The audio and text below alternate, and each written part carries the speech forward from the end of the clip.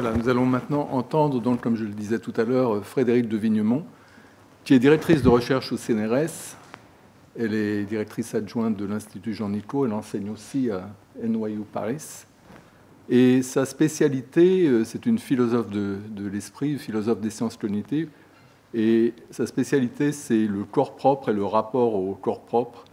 Et donc, c'est très pertinent pour le thème de la première personne, puisque je vous parlais des représentations intrinsèquement ou primitivement en première personne. Et c'est certain que le corps a un rôle important à jouer dans ce type de représentation-là. Mais aujourd'hui, je pense qu'elle ne va pas nous parler de cela, mais d'un autre thème qui est pertinent aussi pour la question des concepts égocentriques. C'est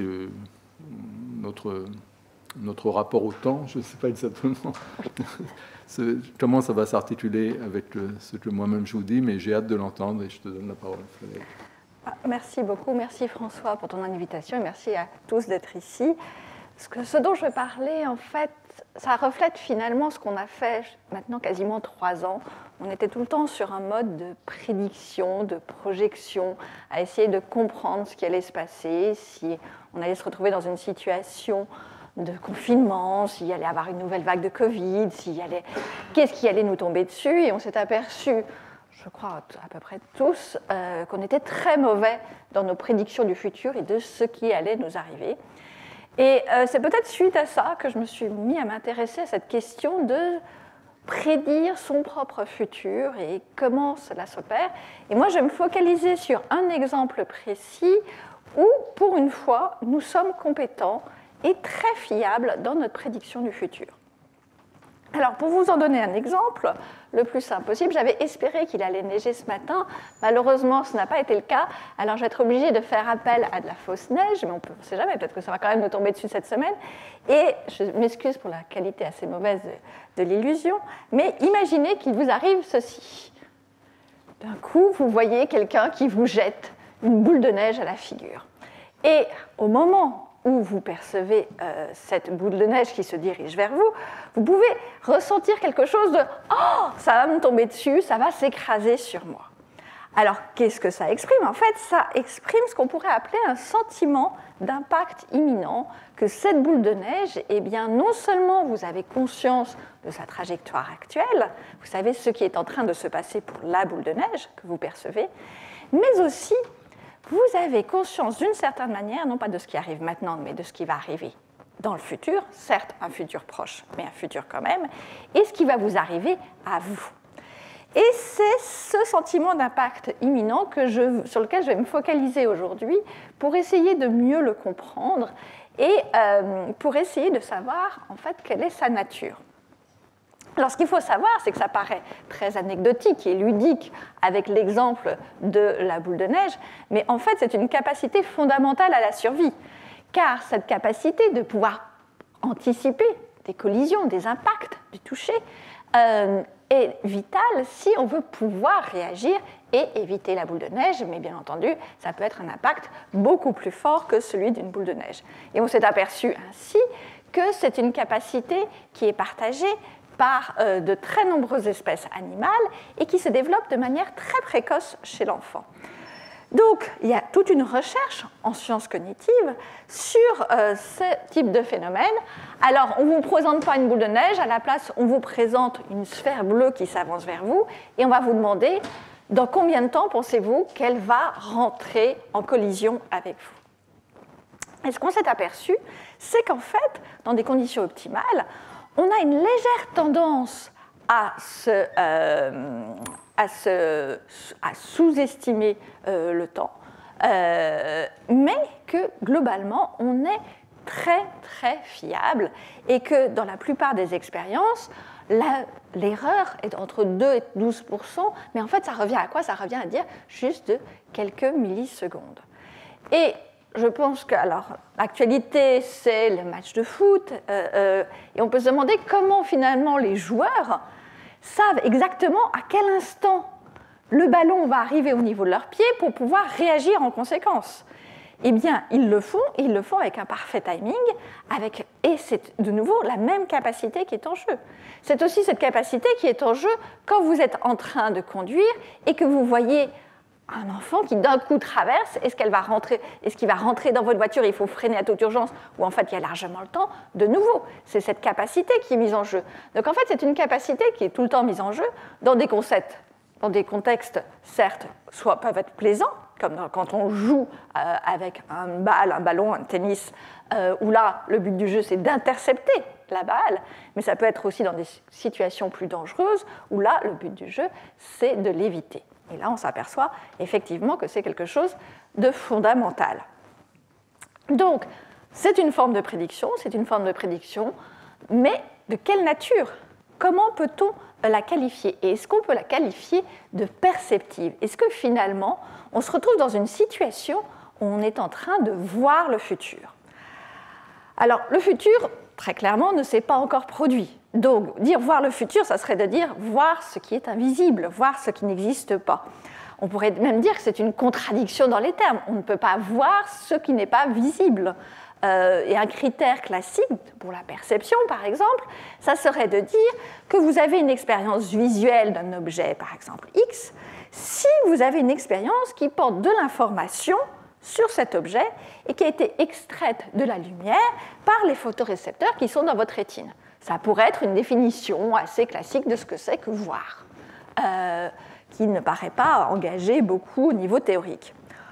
À ce moment-là, on peut dire, clairement, dans le cas de ma future collision avec la boule de neige, ça ne s'est pas encore produit, il n'y a pas encore de stimulation au niveau de ma rétine qui correspond à l'impact lui-même. Ce n'est pas de l'ordre du visible, je ne pourrais pas voir ce futur impact. À la rigueur, ce que je pourrais faire, je peux l'imaginer. Ça, tout à fait, tout le monde pourrait être tout à fait d'accord pour dire oui, quand je fais ça, en fait, quand j'ai ce sentiment d'imminence, de collision imminente, ce que je suis en train de faire, c'est juste imaginer l'impact, mais je ne le vois pas. Pourquoi pas? Mais moi, ce que j'aimerais, c'est aller un peu plus loin et vous montrer qu'en fait, si, il y a un sens selon lequel on peut dire qu'on voit le futur. Et que ce n'est pas seulement de l'imagination. Alors, l'hypothèse générale que je vais défendre, qui est une hypothèse théorique, c'est prendre une notion de la perception. Alors, ce qu'il faut savoir, c'est que dans la philosophie, particulièrement dans la philosophie de ces 10 dernières années, il y a un débat très vaste sur que veut dire percevoir, où commence et où finit la perception et où commencent d'autres domaines de la cognition. Donc c'est un débat très vivace, donc je suis sûre que ce que je dirais ne plairait pas à un certain nombre de philosophes qui travaillent sur le sujet, parce qu'ils auront une définition plus stricte ou plus étroite de la notion de perception, mais en tout cas, on peut envisager une définition qui s'appuie vraiment sur ce qui paraît fondamental dans la perception. Pas tellement l'histoire de rétine ou de stimuli ou d'input visuel, mais finalement, qu'est-ce qu'on veut dans la perception? Ce qu'on veut dans la perception, c'est être dans une relation causale avec l'objet que vous voyez. Donc vous voyez l'objet, vous avez une relation causale avec cet objet, de telle manière que s'il y a des changements dans cet objet, vous êtes capable de les détecter. Après tout, la perception, on pourrait dire, c'est juste ça. Et si c'est le cas, eh bien, il a été récemment proposé par plusieurs personnes qu'on peut avoir une expérience visuelle d'un objet temporairement ou partiellement invisible, tout en gardant cette relation causale. Alors, les exemples qui ont été pris, alors là je cite Munton et Landay, les exemples qu'ils ont pris, ce sont des exemples statiques. Ils vont vraiment dire qu'on peut voir l'invisible. Donc, par exemple, Munton a un article intitulé « Voir l'invisible » et ça va être son hypothèse. Landay, lui, est plus prudent. Il dit « Oui, il y a un sens très libéral de la notion de voir, où on peut dire qu'on voit l'invisible, mais il y a peut-être un sens plus technique, plus étroit de la notion de voir, et c'est peut-être celui-là qu'on veut employer. » Et donc, moi, je vais éviter de dire qu'on voit l'invisible, parce que ça paraît vraiment trop une contradiction dans les termes, mais plutôt dire qu'on peut avoir une expérience visuelle. On sait que les expériences visuelles peuvent être illusoires, donc on pourrait dire que c'est comme une forme d'illusion, sauf qu'en fait, c'est une illusion qui s'avère être très fiable. Donc, quel va être le plan de mon propos aujourd'hui? Eh bien, en première partie, je vais m'intéresser aux mécanismes qui peut être responsable de cette prévision du futur? Finalement, on peut se dire, bon, si c'est perceptif, ça veut dire que c'est le résultat de quelque chose qui fonctionne de manière perceptive, et c'est ce que je vais essayer de vous montrer en faisant appel à un phénomène qui s'appelle le phénomène de complétion perceptive. Ensuite, je vais m'intéresser à la phénoménologie, l'effet que cela fait d'avoir ce sentiment d'un impact imminent. Comment le ressent-on? Comment le décrire exactement? Et en fait, si vous essayez d'y repenser, si ma boule de neige a marché sur vous, c'est assez difficile de le caractériser. Et je vais essayer de le montrer qu'en fait, il y a une manière d'en parler en termes de sentiment de présence. Et enfin, je vais là m'intéresser plus à des thématiques directement liées à ce qu'a dit François, à savoir, en fait, finalement, ce qu'on a dans cette situation précise, c'est une expérience égocentrique, dans le sens où on perçoit l'objet en relation par rapport au sujet, mais contrairement à la plupart des représentations égocentriques, quand elles sont décrites dans la littérature, c'est « oh, c'est à ma droite, c'est à ma gauche, c'est devant, c'est derrière », c'est quelque chose de très statique. Là, ce qui est intéressant, c'est que c'est quelque chose de très dynamique. Et la question que je vais poser, c'est finalement, cette dynamique dans le temps est dirigée vers le futur. Et est-ce que ça veut dire que ce sentiment d'imminence, de collision imminente, implique une sorte de représentation du futur soi? Est-ce que je localise la boule de neige actuelle, je perçois la boule de neige, non pas par rapport à mon moi maintenant, mais par rapport à mon futur moi? Et donc, c'est la question que je vais soulever à la fin. Mais commençons par la première partie, donc finalement, essayer de comprendre en quel sens on peut dire qu'on a une expérience visuelle du futur. Alors, il y a en psychologie de la vision, qu'on connaît depuis très très longtemps, ce phénomène qui s'appelle la complétion d'objets. Alors, juste pour vous donner un exemple, je ne sais pas si vous êtes tous familiers avec ce cas, mais là, si tout va bien, vous avez l'impression de voir un carré blanc. Pourquoi? Il n'y a pas de carré blanc. En fait, tout ce que vous avez ces quatre formes, ces quatre Pac-Man noirs, mais il n'y a pas véritablement de contour d'un carré blanc. Pourtant, même à l'endroit où il n'y a pas les formes noires, vous avez quand même l'impression d'avoir l'illusion des contours de ce carré blanc comme s'il était vraiment là. Eh bien, c'est un mécanisme en psychologie qui est très connu, qui fait que automatiquement, le système visuel va compléter la forme par rapport au contexte visuel pour vous donner cette apparence illusoire, certes, d'un carré blanc dans ce cas précis. Et ce type de complétion peut aussi... Alors là, on a vraiment l'impression d'avoir l'expérience visuelle d'un carré blanc. Mais il peut y avoir des versions un petit peu différentes. C'est quand on parle à ce moment-là de complétion non pas modale, mais amodale. Et c'est avec cet exemple-là, où là, selon toute probabilité, vous avez l'impression qu'il y a un carré noir caché derrière un cercle gris. Personne, que je sache, va se dire il y a une drôle de forme noire, géométrique noire, juxtaposée avec le cercle gris. Vous avez l'impression qu'il y a un objet qui est devant, un objet qui est derrière, l'un qui dissimule l'autre, et que derrière, vous avez conscience d'un carré complet. Vous n'avez pas l'impression que c'est un bout de carré ou une portion de carré. Et de nouveau, c'est ce principe de complétion. Le système visuel va compléter l'objet que vous percevez, même si vous ne voyez pas la totalité. Vous commencez à voir le côté où on peut percevoir l'invisible, car là, on peut dire que l'angle, il y a un angle de ce carré qui est invisible, et d'une certaine manière, on peut dire que vous en avez une expérience visuelle. Alors, le philosophe Tyler Birch, philosophe américain, définit le phénomène de complétion amodale comme suit. Il dit que c'est une capacité à représenter perceptivement une entité comme étant complète, comme étant une totalité. Même si tout l'objet n'a pas perçu et n'impacte pas directement sur notre organe visuel. Donc, et ce qui est intéressant, c'est juste après avoir donné cette définition-là, il s'intéresse à une version un peu plus dynamique. Et il dit qu'on pourrait avoir de même, par ce même processus, la capacité de représenter et d'anticiper perceptivement la continuation d'une trajectoire. Or, c'est exactement ça dont je veux vous parler.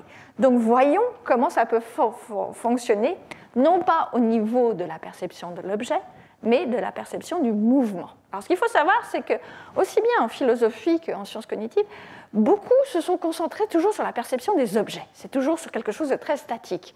Or, nous le savons bien, nous sommes environnés non-stop d'objets en mouvement. Et donc c'est très intéressant aussi d'aller regarder ce qui se passe en fait sur notre capacité de percevoir ce mouvement. Alors, vous êtes peut-être tous, on peut parler de complétion dans un phénomène que vous connaissez peut-être, qui est celui de ce qu'on appelle en anglais des flipbooks, vous savez, les petits livres où il y a juste une image et la page d'après, il y a un tout petit changement, la page d'après encore un tout petit changement, et si vous les effeuillez très très vite, vous avez l'impression d'avoir un mouvement qui apparaît, un mouvement illusoire. C'est un petit peu des choses qui sont à l'origine, par exemple, des dessins animés, ça fonctionne comme ça. Cette idée, c'est si vous mettez une succession d'images avec un faible changement entre eux, vous allez avoir l'impression qu'il y a un mouvement, alors qu'en fait, c'est juste une succession d'images statiques.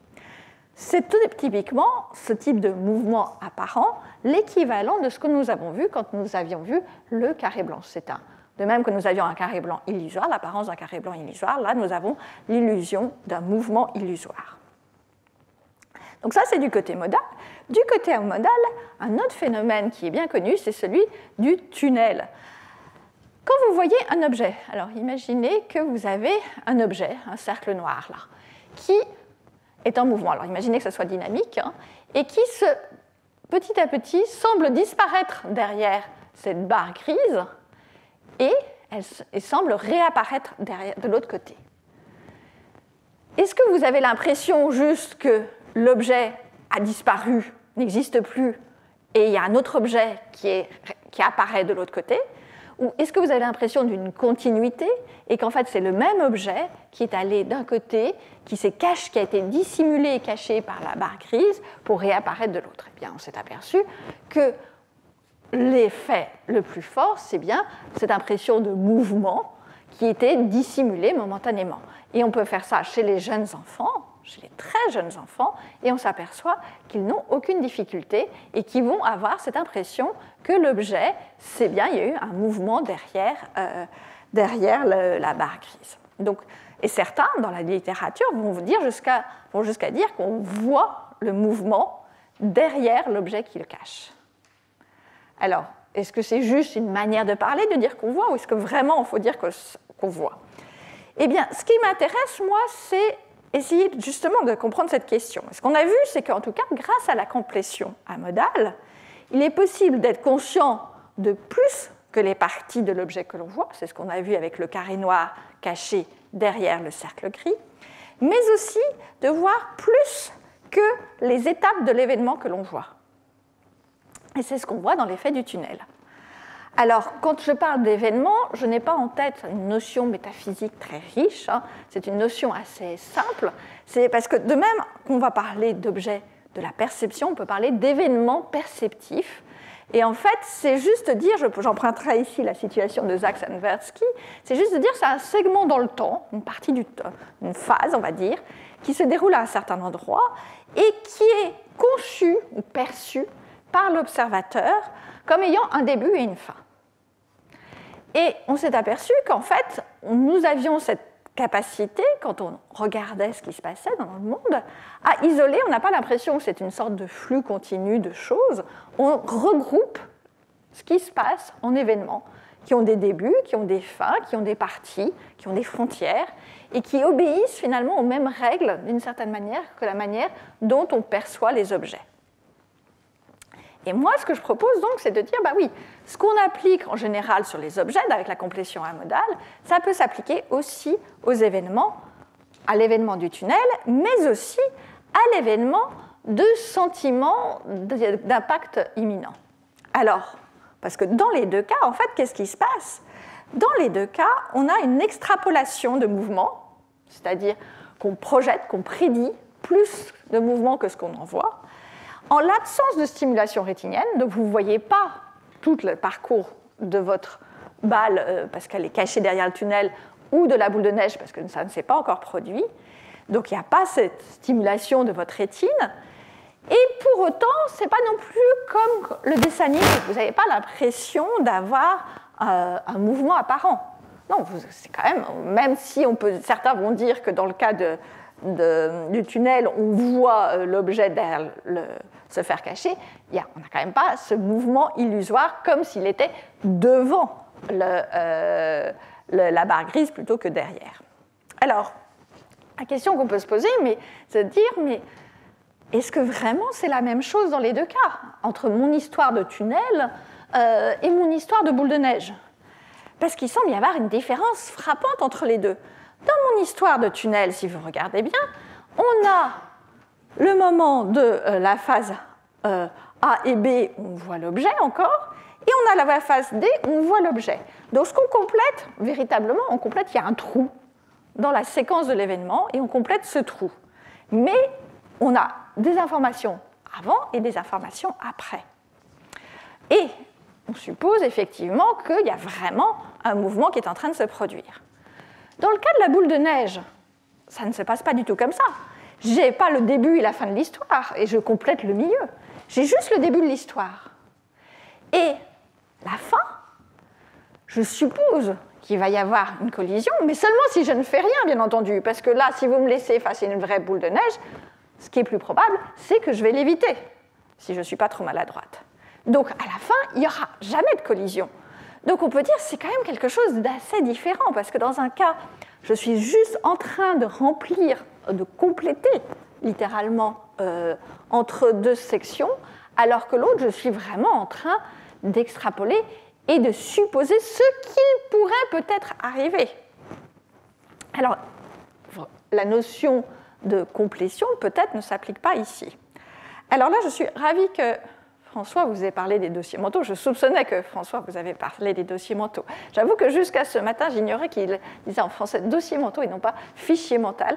Mais voilà, donc je vais revenir sur cette notion de dossier mental, donc, que vous connaissez déjà en partie, et dire qu'en fait, c'est la même capacité fondamentale de ces fichiers mentaux, dossiers mentaux, excusez-moi, qui est en jeu aussi bien dans la perception de l'objet qui se retrouve caché dans le tunnel que dans le cas de la boule de neige. Et c'est celle de notre capacité à garder trace des objets à travers le temps.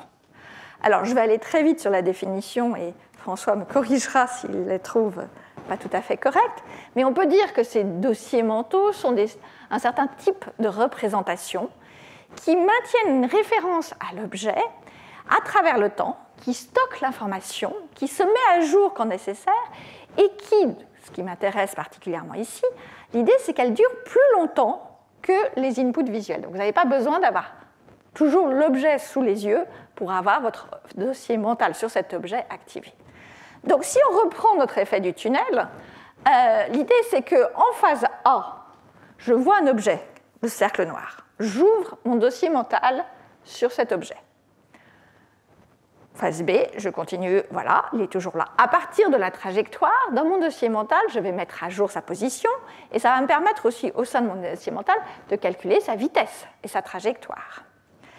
Et quand il réapparaît quand il disparaît au niveau C, je ne vais pas fermer mon dossier mental. Il reste ouvert et c'est ça qui va me permettre que quand il réapparaît en phase D, de ne pas être surpris, parce que j'ai gardé ouvert, gardé actif mon dossier mental en son sujet, et que, en plus, j'ai calculé sa trajectoire et sa vitesse. Et on s'est aperçu, par exemple, que si la boule réapparaissait à un moment qui n'était pas approprié par rapport à sa vitesse d'origine ou à un lieu qui n'était pas approprié, eh bien, on n'avait plus l'impression, cette illusion, qu'il y avait un mouvement. Donc, ça, ce qui montre, c'est que, qu'est-ce que ça montre? C'est que le dossier mental, ce qu'il a fait, c'est qu'il a prédit. Il a prédit quand et où réapparaissait la balle. Et en fait, c'est exactement cette capacité-là qui est mise en jeu dans le cas de la boule de neige. Autrement dit, le cas de la boule de neige, c'est vraiment la même chose, c'est juste qu'on a éliminé la dernière étape. C'est au lieu on voit réapparaître l'objet, c'est juste, on a tout ce qui est mis en jeu avant, mais on n'a pas encore vu réapparaître l'objet. Autrement dit, on n'a pas encore reçu la boule de neige sur la tête. Alors, maintenant qu'on comprend un petit peu mieux ce type de phénomène qui est mis en jeu dans le sentiment d'impact imminent, on peut se dire, bon, okay, c'est de la complétion, c'est comme avec le tunnel, mais est-ce que c'est vraiment perceptif? Est-ce que c'est vraiment visuel ou sensoriel? Alors je pense qu'il y a une série, je vais aller assez vite là-dessus, mais il y a une série d'arguments qui vont en faveur de cette hypothèse. Et la première, c'est ce que je vous ai dit au tout départ. En fait, c'est un avantage adaptatif très fort. Pouvoir anticiper des impacts ou des collisions, vous permettre de les éviter, ça vous permet donc de survivre. Et on s'est aperçu qu'en général, les choses qui sont aussi basiques, comme de préserver l'organisme, ont tendance à être traitées dans le cerveau de manière très précoce. Parce que ce n'est pas au bout d'un très longtemps de traitement que vous pouvez vous dire « Ah, mais peut-être que ça va me tomber dessus ». Non, vous avez besoin d'être très rapide. Donc votre cerveau doit être très rapide. Donc ça veut dire que ça va arriver le plus tôt possible, ça va être traité le plus tôt possible, et le fait est que la perception est ce qui vous permet de traiter les choses de manière le plus tôt possible. J'avais mentionné l'hypothèse de l'imagination avant, mais on peut se dire non, mais l'imagination, c'est déjà une capacité assez sophistiquée d'une certaine manière. Là, on parle de quelque chose de beaucoup plus basique. Et l'imagination, imaginer quelque chose, juste de l'imaginer, c'est pas ça qui va. Je peux, à l'instant présent, imaginer qu'il va y avoir une boule de neige qui va s'écraser sur ma figure. Je ne vais pas me mettre à bouger ou à l'éviter. Ça sera juste, ça n'aura pas la même force motivationnelle, et je vais revenir là-dessus. Donc, la première hypothèse, donc la première raison pour laquelle on pourrait dire que c'est quelque chose de perceptif, c'est donc ce côté avantage adaptatif. Un autre, on pourrait dire, ok, c'est peut-être pas de l'imagination, mais c'est juste peut-être qu'on forme la croyance, on fait un jugement que la boule de neige va s'écraser sur moi. Mais alors, pourquoi ça ne semble pas fonctionner? Eh bien, c'est que, je ne sais pas si ça vous est arrivé d'être dans des films au cinéma en 3D, vous savez, avec les lunettes, ou même chez vous, et ou même dans certains jeux vidéo, où vous avez des choses qui vous arrivent comme ça, et vous avez vraiment l'impression, et vous pouvez avoir le réflexe de vous retirer. Pourtant, vous savez très bien que vous êtes juste dans une salle de cinéma et que vous ne risquez strictement rien. Donc vous pouvez avoir la croyance que non, cette boule de neige ne va pas s'écraser sur moi, et pour autant avoir le réflexe d'une certaine manière de l'éviter et avoir ce sentiment, ça va s'écraser sur moi. Qu'est-ce que ça nous montre? Ça nous montre que ce sentiment d'impact imminent, eh bien, ce n'est pas juste un jugement que vous formez sur la base de ce que vous percevez, c'est quelque chose qui semble immunisé, qui résiste à l'influence de croyances contradictoires. Un autre argument en faveur de l'hypothèse perceptive, c'est qu'en fait, ça vous demande très très peu d'informations pour avoir ce sentiment. Là, vous aviez peut-être l'impression que c'était vraiment une boule de neige, mais je vous avais donné le contexte au départ. Mais même si vous voyez juste, imaginez quelque chose, une tache noire qui bouge très vite en votre direction, eh bien, imaginons, comme j'imagine, si c'était on vous tirait dessus, vous devez, je ne sais pas si on détecte vraiment le mouvement de la balle, mais imaginons qu'on voit la balle, vous n'êtes pas capable forcément de reconnaître une balle, ça ne vous est jamais arrivé, vous ne savez pas si c'est juste un frelon qui va à toute vitesse ou une balle, vous ne reconnaissez pas l'objet, et pour autant, vous aurez cette conscience de l'impact qui risque de se produire. Donc, pas besoin de reconnaître l'objet. Et enfin, je vais vous passer très vite sur ces détails techniques, mais on s'est aperçu, les gens qui travaillent en neurosciences sur le sujet se sont aperçus que c'est quelque chose qui fonctionne de manière très précoce dans le cerveau. Alors, qu'est-ce que ça veut dire de manière très précoce? Alors, littéralement, au niveau de l'enfance, c'est le système qui permet de détecter la collision et de savoir à quel moment il va y avoir une collision est totalement mature chez un enfant de 1 an. Donc on parle vraiment de quelque chose de très très précoce, mais on s'est aperçu qu'un nourrisson même de 2 semaines est déjà capable de détecter, alors pas de calculer le temps exact, mais de détecter si quelque chose va s'écraser sur lui ou pas. Donc on parle vraiment de quelque chose qui semble assez simple pour qu'un nourrisson de 2 semaines puisse le faire, et qui, en fait, au niveau du système visuel, on s'est aperçu que les bases neurales de ces calculs, en fait, sont vraiment à un stade très très précoce, qu'au sein du système visuel primaire, il y a déjà un détecteur spécialisé dans la détection des mouvements qui vont en direction du sujet, et que pour arriver à calculer le moment exact de l'impact, en fait, ça demande une information très minimale, et c'est juste, je vous passe la formule mathématique qui fait chic, c'est juste, il suffit de regarder le taux d'expansion sur l'image de la rétine, qui vous permet de calculer à partir de ça, à travers le temps, quand est-ce que se produira l'impact. Donc, tout ça semble indiquer effectivement que ce n'est pas très compliqué, en gros, de calculer, d'avoir ce sentiment, ça ne demande pas beaucoup d'informations, que toute l'information se trouve déjà au niveau de la stimulation sensorielle et qu'un enfant très jeune peut y arriver parfaitement sans avoir besoin d'une quelconque reconnaissance de l'objet. Alors tout ça, comme vous pouvez le comprendre, me conduit vers la théorie perceptive que je veux soutenir, c'est-à-dire de dire que, ok, c'est vrai, même si l'impact n'a pas encore causalement affecté mes organes sensoriels, le sentiment d'impact imminent dépend de la stimulation sensorielle, parce que c'est parce que, quand même, je vois cet objet qui grossit, qui grossit, qui grossit en se rapprochant que j'ai ce sentiment. Et qu'il est dans une relation causale avec cet objet, de telle sorte qu'en fait, nous sommes sensibles à ses propriétés. Imaginez, par exemple, que l'objet, la boule de neige, paraît arriver très très vite, et d'un coup, pour une raison ou une autre, se met à ralentir. Eh bien, mon sentiment imminent de collision va être influencé par ça.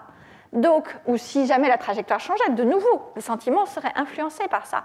Donc, en ce sens-là, on peut dire que c'est dans une relation avec l'objet et de telle manière qu'on est sensible au changement des propriétés de l'objet. Et en ce sens-là, et pour toutes les raisons que je vous ai dites, on peut dire qu'en tout cas, selon certaines conceptions de la perception, le sentiment d'impact imminent peut être qualifié de perceptif.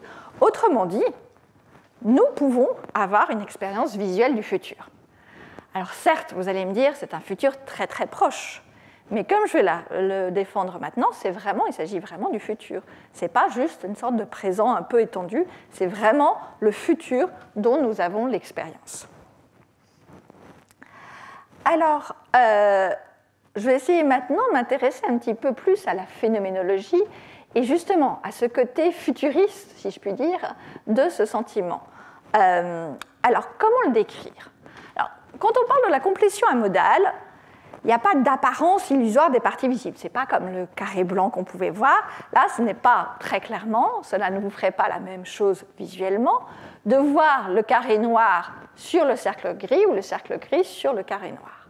Il y a une différence phénoménologique, donc on ne va pas dire qu'on a l'expérience du carré noir comme s'il n'était pas caché.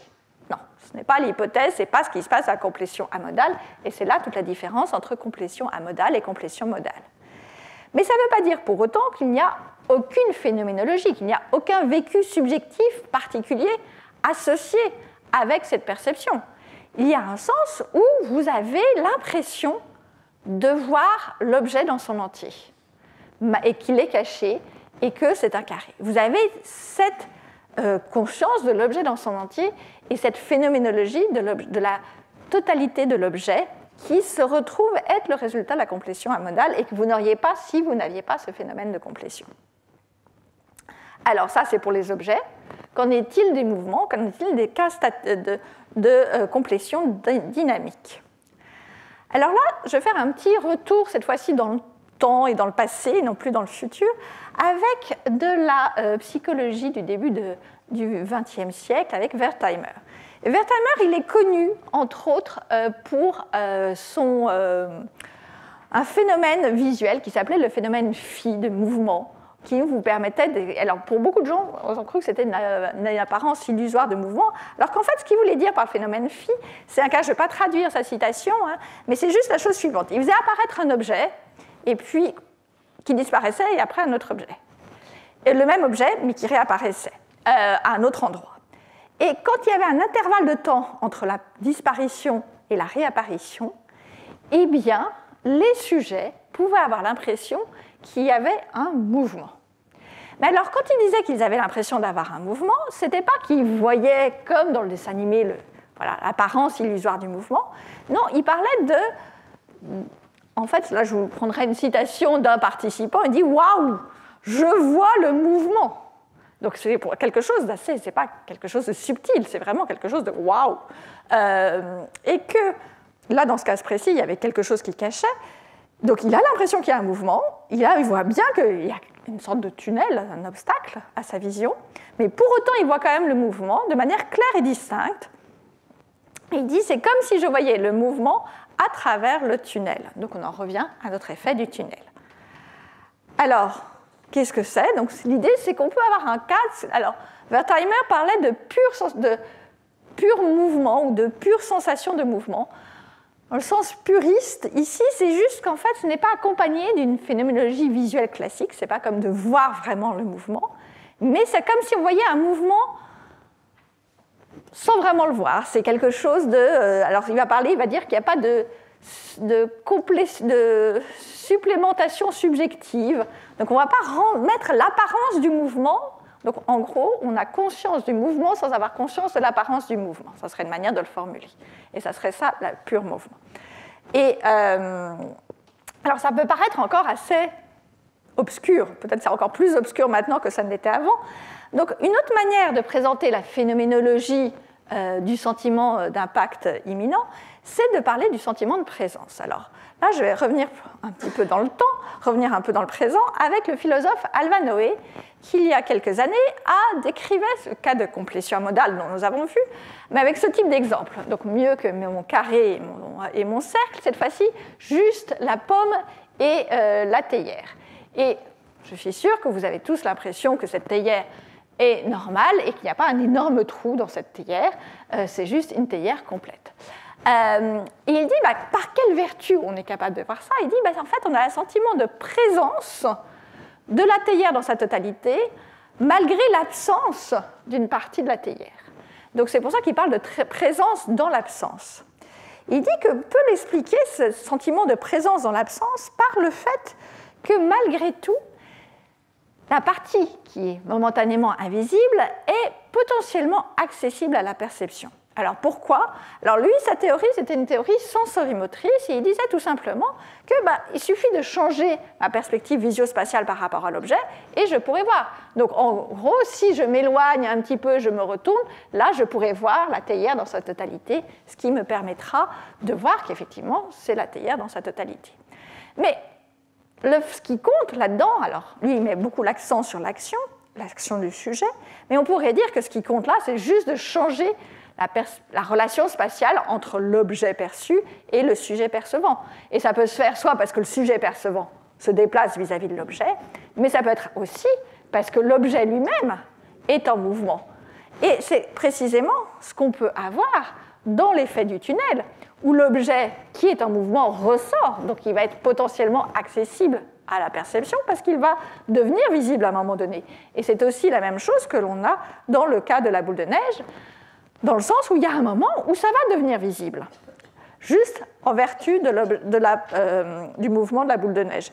Donc on peut dire qu'on a un sentiment de présence de la boule de neige et de l'impact imminent en vertu de savoir qu'il y a un moment donné où cela va devenir visible.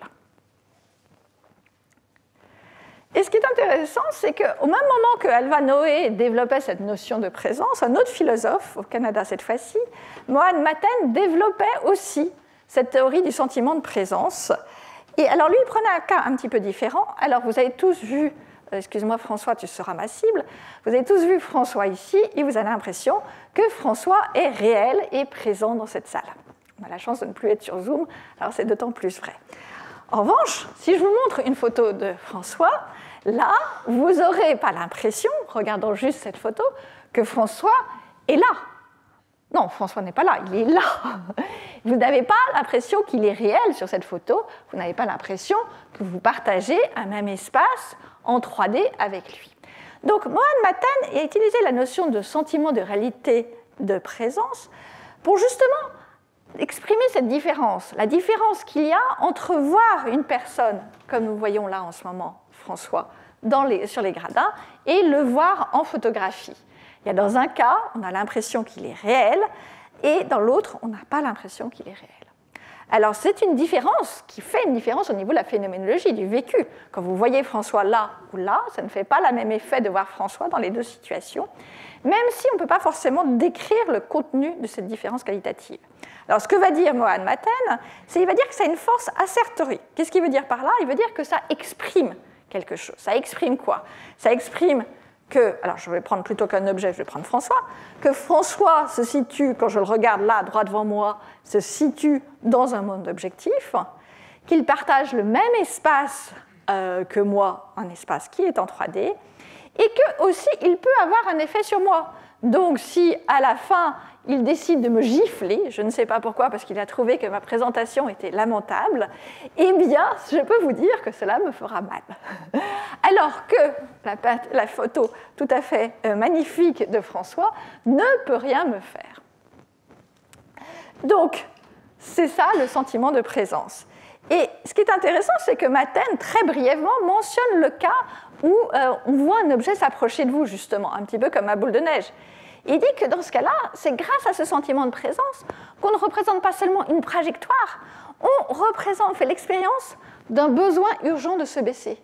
C'est parce qu'on a conscience que ce qui arrive est réel, est présent dans le même espace que vous avez le besoin ou la tendance à vous baisser ou à éviter l'objet.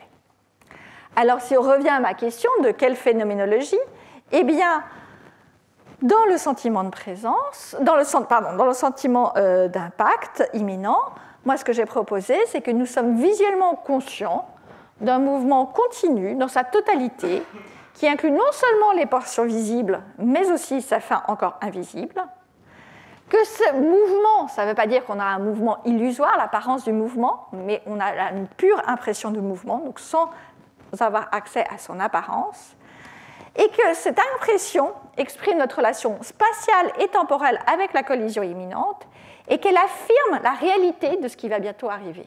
Et je pense que c'est ça qui est fondamental, finalement. Ce n'est pas seulement qu'on voit le futur, c'est que dans ce cas précis, on pense que le futur est vrai, réel. C'est de nouveau la différence par rapport à l'imagination.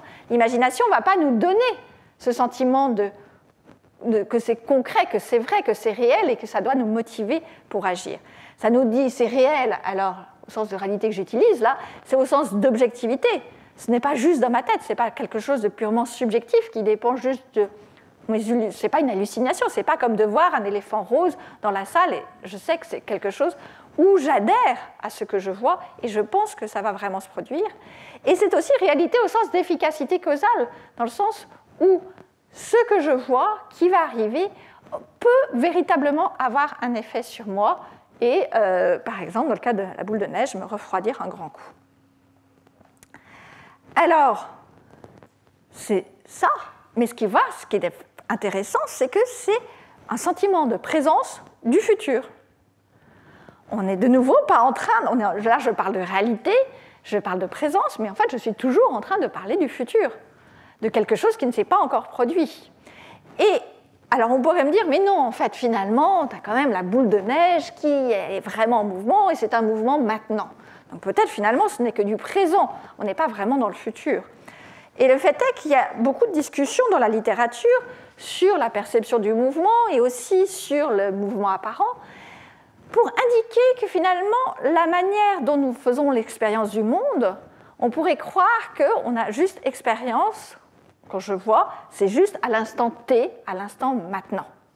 Mais en fait, on s'est aperçu que l'instant T, le présent, le maintenant, a tendance à s'étendre. Il s'étend en partie sur ce qui s'est passé avant et en partie sur ce qui va se passer bientôt. Et qu'en fait, c'est jamais T, juste l'instant T, ça va être aussi T-1 et T+1. Et donc, cette idée qui remonte à William James, on a parlé de présent étendu, on le trouve chez Husserl aussi, on le trouve chez un certain nombre de penseurs. Alors, il y a beaucoup de discussions pour savoir à quel point le présent s'étend.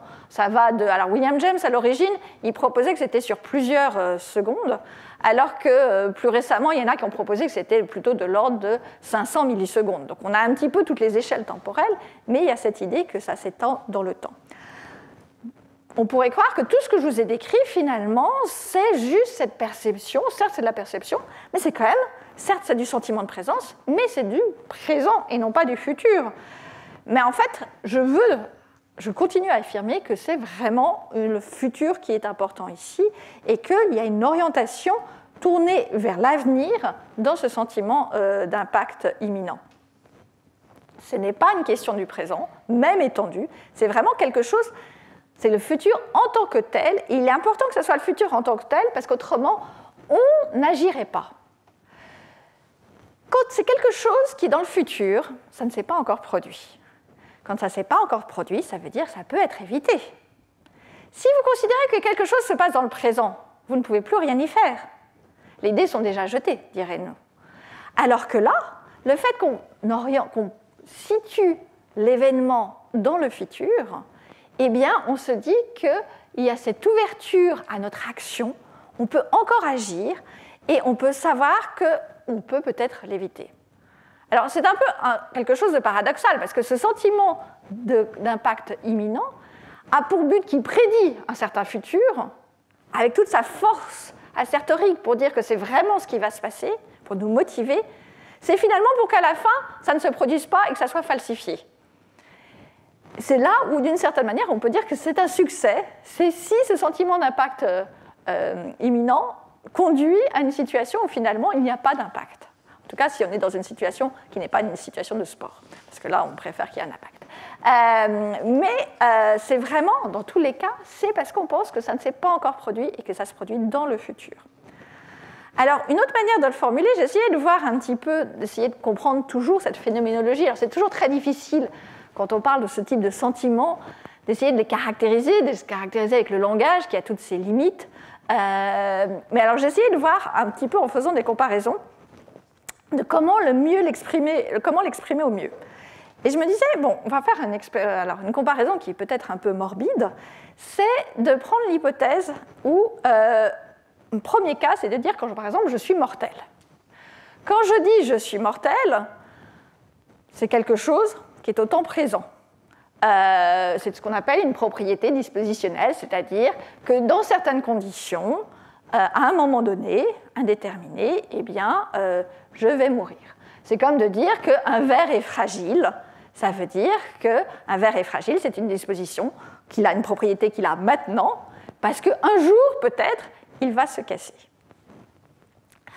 Alors, on pourrait dire finalement que dans le cas de sentiments d'impact imminent, c'est une propriété dispositionnelle. C'est juste de dire, je vois maintenant la boule de neige avec la disposition de s'écraser. Et on serait que dans le présent, de nouveau.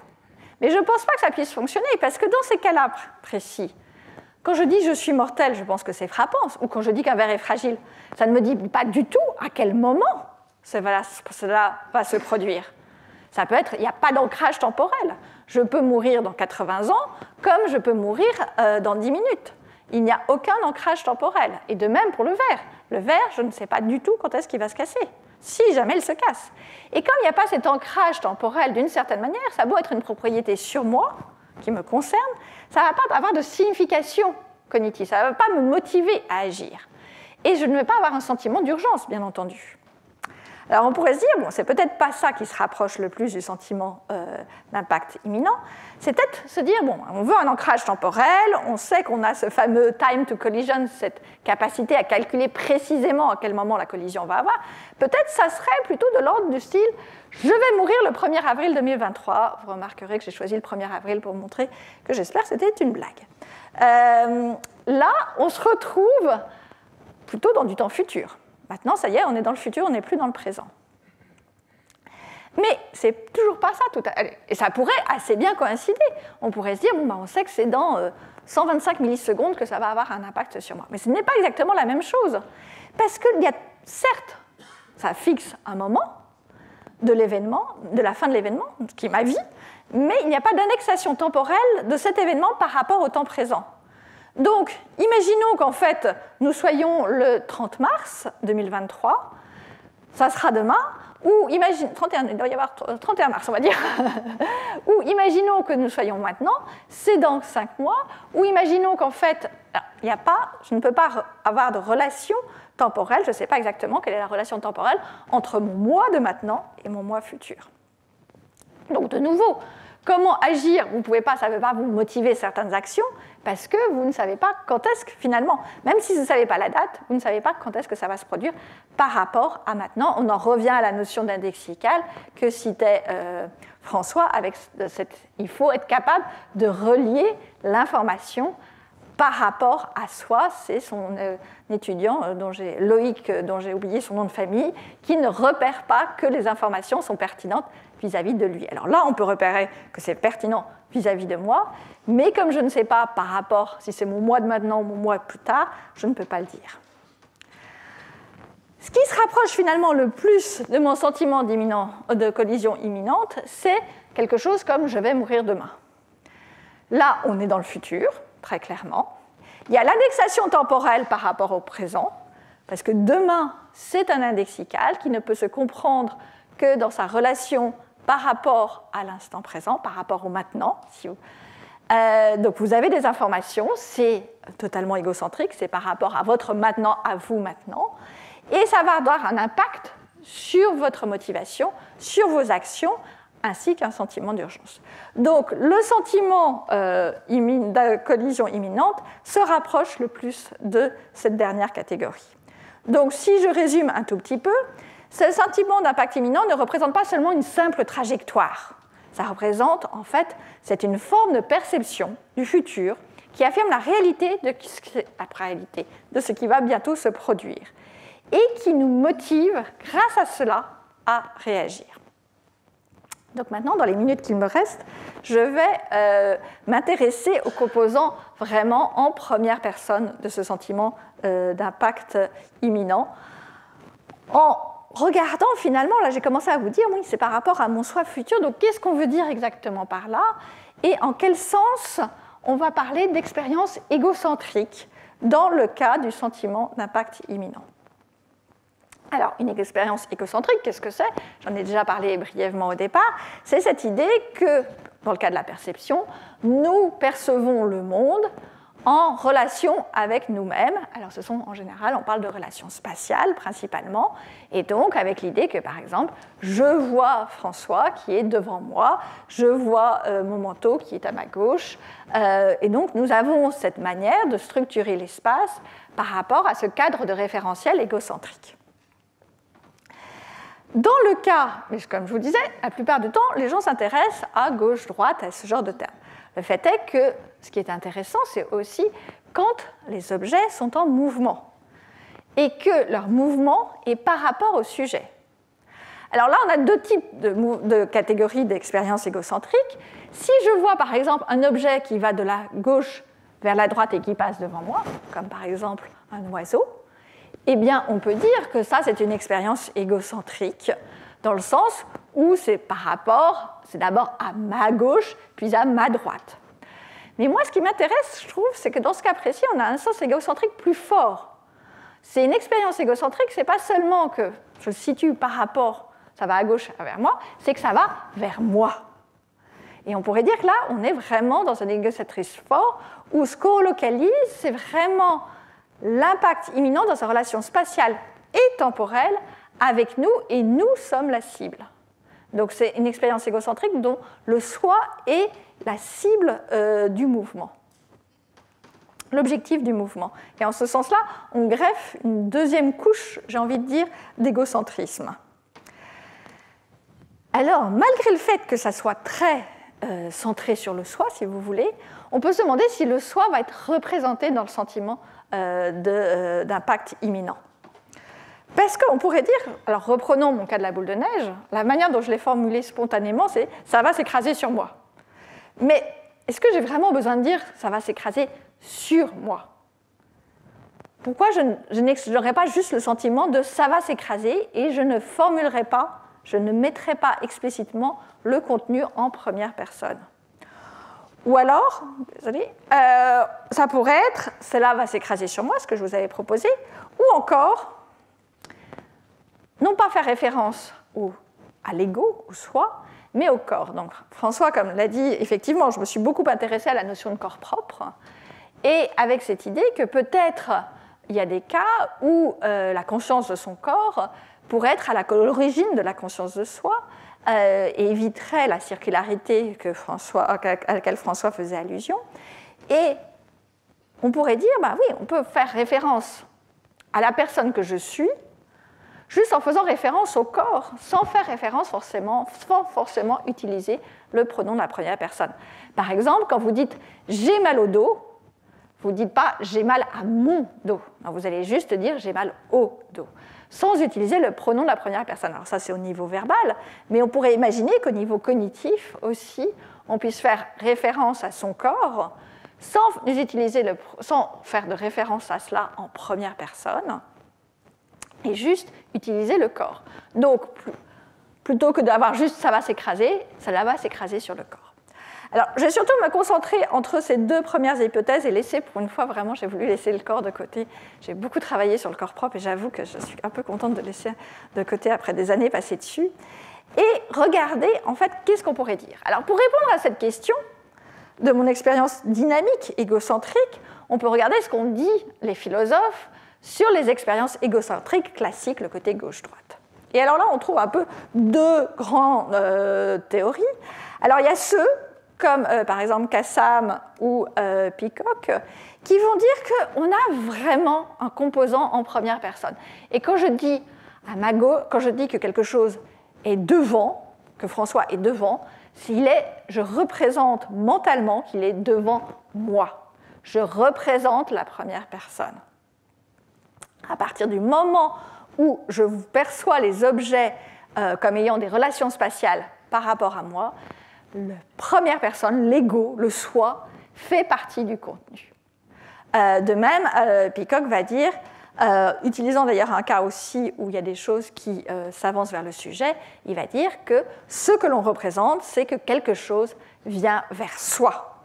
Donc on ne pourrait pas se passer du soi dans ces cas-là. Donc ça voudrait dire que mon sentiment d'impact imminent, c'est une forme de conscience de soi. En tout cas, ça implique une forme de conscience de soi, puisque c'est bien moi-même qui va être représenté dans le contenu de mon expérience. Alors, ce n'est pas tout, comme je vous ai dit, il y a deux grandes théories. Il y a aussi la théorie opposée, qui par exemple a été défendue par Gareth Evans, qui lui dit qu'un sujet qui se retrouve face à une maison, eh bien, il ne se voit pas lui-même, il voit la maison. Et qu'à partir de ce moment-là, s'il voit juste la maison, pourquoi il irait se représenter lui-même? Certes, la maison est devant lui, mais ce qu'il voit, ce que son système visuel lui donne comme information, c'est une information sur la maison. Et c'est tout ce qu'il y a. Il n'y a pas d'élément qui correspond à la première personne dans l'expérience visuelle quand je vois une maison devant moi. Donc c'est une théorie qui est plus parcimonieuse, bien entendu, parce que là, d'un coup, on n'a plus besoin d'avoir le soi, et le soi, c'est toujours, on a un peu l'impression que c'est quelque chose d'un peu plus riche, un peu plus complexe, et que si on peut s'en passer, ça sera mieux.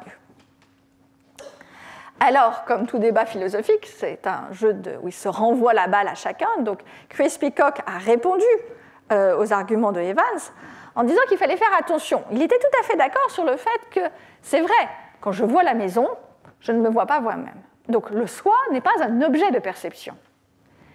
Mais pour autant, pour savoir si vraiment la maison est devant moi, ce n'est que si je me trouve devant la maison que ça soit vrai.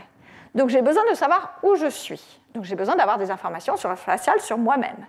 Et qu'à partir du moment où le soi se retrouve à permettre de décider si le contenu est vrai ou faux, donc si vraiment la maison est devant moi, j'ai besoin de savoir où je suis, donc c'est moi à la fin qui va... Voilà, ça va me permettre de décider ce qui est vrai et ce qui est faux. Eh bien, ça veut dire que même si je ne me vois pas moi-même, le soi est quand même inclus dans ma représentation et dans mon contenu. Et que donc, il maintient, il est d'accord pour dire, oui, c'est vrai, je ne suis pas en train de dire qu'on se voit soi-même quand on voit une maison devant soi. Il est d'accord pour dire que c'est ridicule. Mais il va dire, mais malgré tout, si je n'ai pas d'informations sur moi-même, je ne pourrai jamais savoir si cette maison est devant moi ou pas, et par conséquent, j'ai quand même besoin d'avoir le soi qui est représenté dans mon expérience perceptive. Si maintenant on applique ça dans le sentiment d'impact imminent, qu'est-ce que ça nous donne? Eh bien, on pourrait dire, effectivement, quand je vois la boule de neige s'avancer vers moi, le soi n'est pas un objet de perception, je ne suis pas en train de me voir moi-même, je suis en train de voir la boule de neige. Donc, et c'est vrai aussi que pour déterminer les conditions de vérité, de savoir si c'est vrai ou non, si en fait la boule de neige est en train de se diriger vers François plutôt que vers moi, c'est que par rapport à des informations qui portent sur moi-même. Donc c'est quand même moi aussi qui vais déterminer si le contenu est vrai ou faux. Donc on pourrait tout à fait se ranger dans le camp de Peacock et dire oui, il nous faut un contenu en première personne. Pour autant, j'ai envie de défendre une théorie un petit peu différente en disant que ce qui me pousserait à dire qu'on n'a pas vraiment besoin du soi, c'est d'abord le fait que ce que je vous ai décrit, je vous ai dit que c'était un mécanisme très précoce et qui se retrouvait très tôt chez l'enfant et qui se retrouve aussi dans de très nombreuses espèces animales, même les insectes. Et j'avoue que personnellement, j'ai beaucoup de mal à imaginer que les insectes ont une forme de conscience de soi ou une forme de représentation d'eux-mêmes. Alors, plein d'animaux, je serais ravie de leur attribuer ces capacités réflexives. Pour les insectes qui paraissent le type d'animal qui paraît encore assez minimaliste, j'ai plus de mal. Donc, si on me dit que le sentiment d'impact imminent, ou du moins la capacité à calculer quand va avoir lieu la collision, qu'on peut trouver chez une mouche, implique une notion de soi, je ne sais pas de quelle notion de soi on parle. C'est vraiment une notion de soi tellement minimale que je pense qu'on a fini par ne plus avoir de notion de soi, ou en tout cas, ce n'est pas celle qui anime nos débats philosophiques. Donc, ça serait un premier argument pour dire qu'on n'a pas vraiment besoin du soi.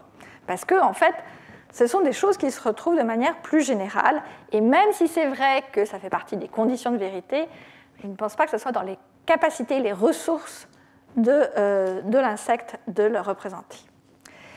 Et un autre argument qui me ferait tendre à penser qu'on n'a pas besoin de le représenter de manière explicite, du moins, c'est que les mécanismes qui sont mis en jeu, c'est pour ça que de temps en temps c'est intéressant de savoir aussi ce que disent les neurosciences, on a vu, ce sont des mécanismes de détection de stimulus approchant le sujet. Donc, ce système de détection ne s'activerait pas si je voyais la boule de neige s'approcher de François. Ça ne s'active que quand c'est pour moi. Donc il y a une sorte de spécificité, de spécialisation, qui fait que ce n'est que pour moi-même.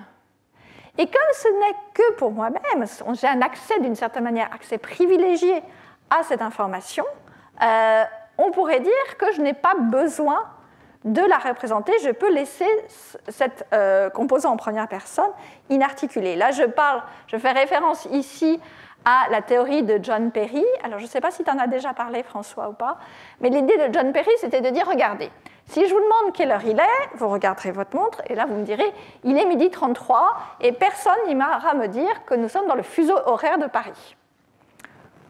Pourquoi ? Parce que c'est évident, d'après le contexte, que nous partageons la même pièce, étant dans la même ville, que nous sommes en train de parler de Paris, et de fuseau horaire actuel. Et je ne suis pas en train de vous demander quelle heure est-il à Tokyo en ce moment.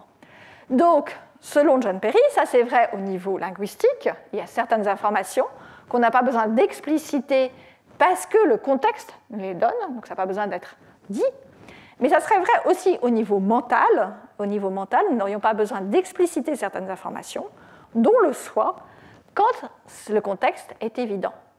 J'en reviens à mon exemple de « j'ai mal au dos ». On pourrait dire que j'ai mal au dos, on n'a pas besoin, sachant que la douleur ne donne accès qu'à mon propre corps, je n'ai pas besoin d'expliciter que c'est mon corps et le corps de nul autre dans lequel j'ai mal. Car le contexte, le fait que c'est la douleur qui me donne un accès privilégié seulement à mon propre corps, fait que je peux me passer du pronom de la première personne. Et on pourrait dire que dans ce cas précis, dans le sentiment d'impact imminent, nous se retrouvons dans la même situation où le contexte fait que si j'ai ce sentiment, ça ne peut être que parce que ça va me tomber dessus, et que par conséquent, comme ça ne peut être que dans ce genre pour cette raison-là, je n'ai pas besoin de représenter le soi.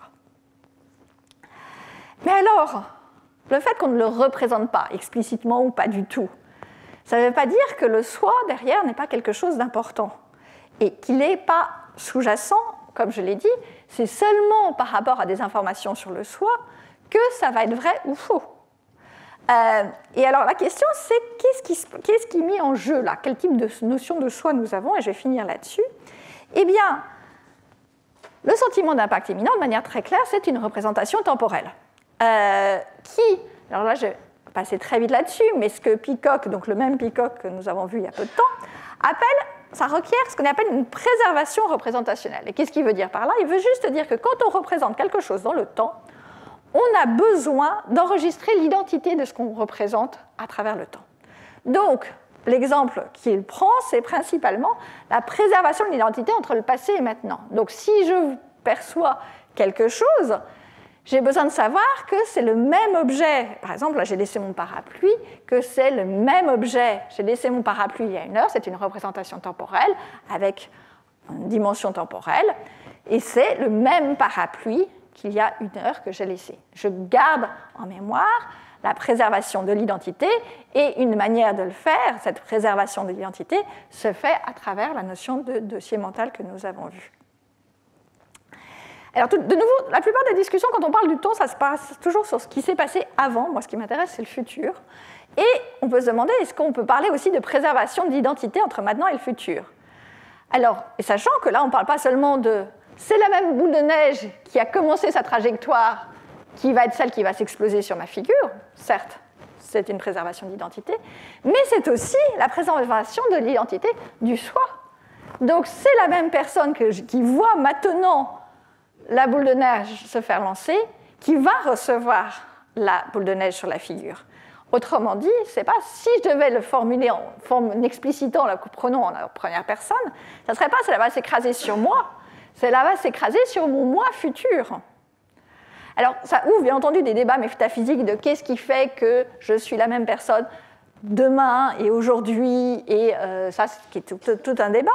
Mais même, on peut se demander comment fonctionne, non pas au point de vue métaphysique, mais juste au niveau cognitif, cette préservation, cette projection de l'identité de soi-même dans le futur. Alors, Peacock dit, un des points qu'il argumente, c'est de dire, dans le cas du passé, c'est de dire, en fait, l'intérêt de préserver, pourquoi on a besoin de préserver cette identité, c'est parce que ça permet de justifier nos actions.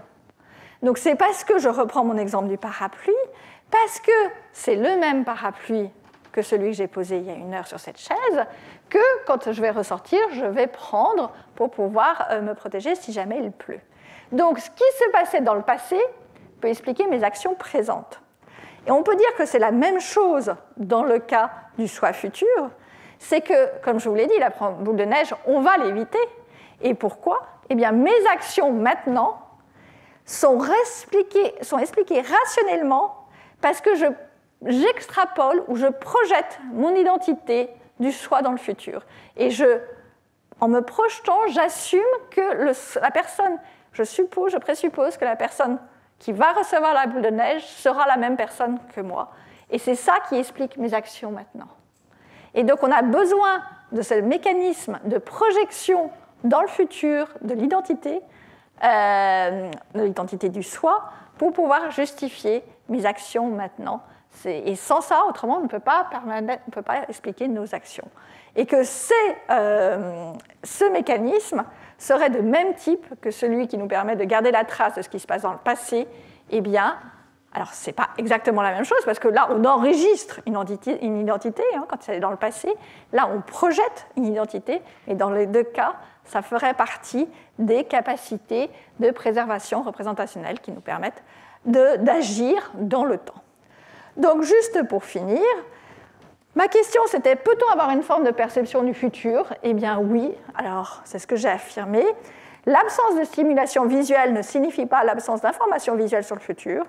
Grâce à une complétion dynamique du mouvement, il est possible d'avoir un sentiment de ce qui n'est pas encore visible, mais qui le sera bientôt. Et c'est un futur certes proche dans le temps, mais ce n'est quand même pas le présent. Je vous remercie.